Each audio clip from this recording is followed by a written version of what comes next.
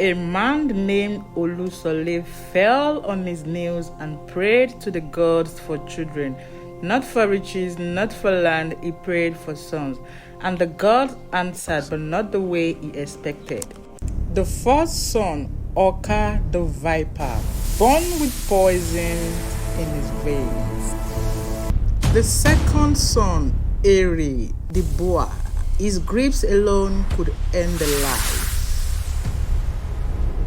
The third son, Okpolo, the frog, he didn't need weapons. He carried disease like a crown. The fourth son, Igun Tetere, the caterpillar, he never rushed, he never spoke, he just watched. And then, the fifth son, the last son, Echo, the earthworm, the one they always forgot.